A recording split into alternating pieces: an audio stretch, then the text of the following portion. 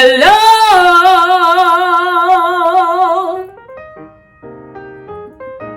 Welcome to the Sunshine Band Super Saturdays. I'm Dr. Leslie Pace, and I am here to make sure you know and love your Bible. But before we get into all of that, I have some friends. They are here with me today. I see Kendall, I see Keenan and Kenneth. Oh, Joyce, Nadia and Charles, Shantika. Oh, it is so great to see you. September, Shakira, Shantia. It is great to see you as well. I see Taylor, Brooke, and Christian. So many of my friends.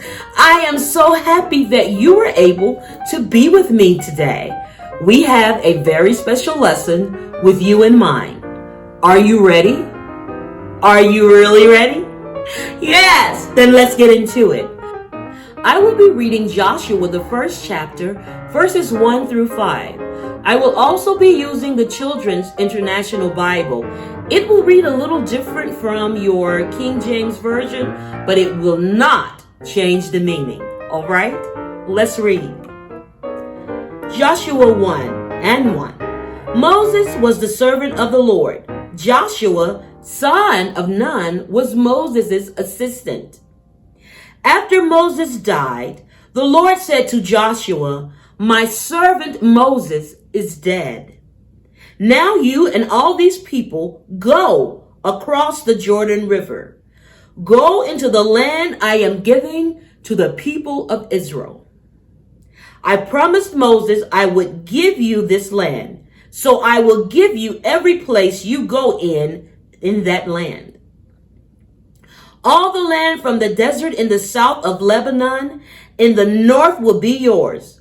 All the land from the great river, the river Euphrates in the east to the Mediterranean Sea in the west will be yours. This includes the land of the Hittites. Just as I was with Moses, so I will be with you. No one will be able to stop you all of your life. I will not leave you. I will never leave you alone." What an amazing promise. That was the promise that God gave to Joshua concerning him and the children of Israel going into the land that he had promised them. We know that Joshua was the servant of Moses. We also know that Moses was the man that God used to deliver the Israelites out of Egypt. However, they wandered in the wilderness for 40 years. No fault of God's. That was all on them. They wandered in the wilderness for 40 years. And while they were wandering in the wilderness, Moses was leading them and Joshua was there by Moses' side. Well, let's get into this lesson a little more. Are you ready? Listen, the Israelites are ready to enter the promised land after 40 years of wandering in the desert. Moses had died. Joshua is appointed the new leader of the Israelites. However, before the battle for the promised land began, Joshua must understand that God is the source of his strength and power. God is the source of his strength and power. Joshua needed something that we call courage. He needed courage to take the place of an amazing leader and lead this great people into a promised land. You need courage just to do the things that you do. And you must realize that the source of your courage, the source behind your courage, the strength behind your courage is God. God is there giving you the strength, empowering your courage to do the things you need to do, to take that test, to run that race, to play that instrument, to put those chemical formulas together. That is God empowering your courage. Yes? Let's read a little more. Let me ask you something. What would you say is the most courageous thing you've ever done? I'm listening. Okay. Well, let me share something. One of the most courageous things that I've ever done is when I auditioned for Disney's Festival of the Lion King at Disney World. That was something that no one really in my environment had ever experienced, but I saw it, I wanted it, and I felt like I had the skills to do it, but I wasn't quite sure. I prayed, and God put the strength behind my courage. Guess what? I auditioned. Guess what? I got the role, and I played that part for 5 amazing years, all because I went to God, I had the courage, and I humbled myself to the strength of God that gives my courage the boost that it needs. That's what you should realize. That yes, that's you in there taking that test, but that's the strength of God behind your courage. Yes, that's you in that audition. Yes, that's you on that field running that race. But God's strength is empowering your courage to make these accomplishments, to make these great successes. That is the kind of courage Joshua had when he brought the children of Israel into the land of promise. Let's dig in a little more, okay? It says, what qualifications do you think Joshua needed in order to succeed Moses as the leader of the Israelites? Well, what do you think? I think that he had to be wise. What did you say? Trustworthy. Yes, of course, trustworthy. Humble, yes, I'll take that. I think that he had to be all of these things. He also needed to have some skills. You know, Joshua didn't just jump up and decide that he was going to be the new leader. First of all, God chose him.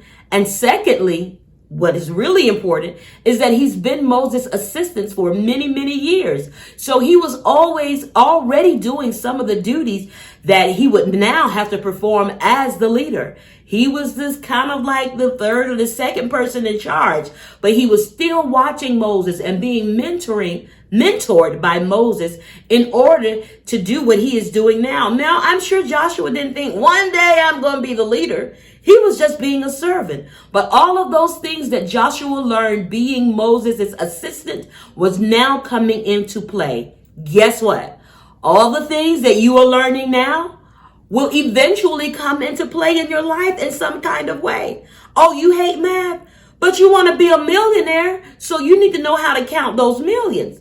Oh, you hate English, but you're always talking, so you need to know how to communicate with people better.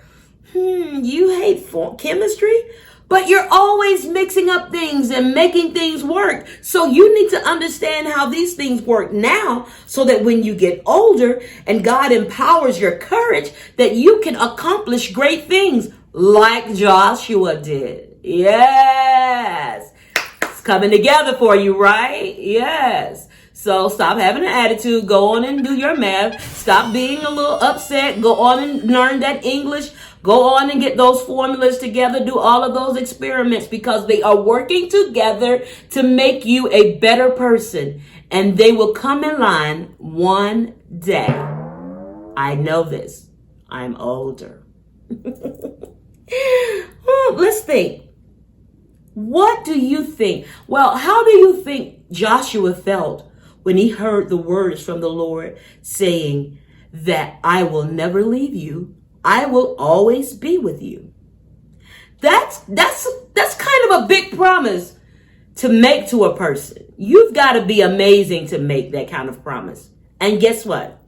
God is that level of amazing. If he says he will never leave you and that he will always be with you, guess what? He's always there. You see, I don't feel it, but he's there. Look around. There he is. There he is. There he is. He's everywhere. But you're saying, well, if he's here, then how is he in the other room with my sister? Yeah, he's there. Is he downstairs with my mom? He's there. He is always there. He's omnipresent. He's everywhere all the time. That's the greatness of God. Not Flash, not Black Lightning, not Batman, not Superman. That's the greatness of God, not even Black Panther. That's the greatness of God. God is always with you. So that's why he can always empower and give strength to your courage. God gives strength to your courage to cause you to accomplish great things. Well, I know you want to talk about this a little more, but we're going to pick up next week and we're going to continue to talk about Joshua. See you next week. Ta-ta! Or goodbye, or saranada, or jumbo, or toodle.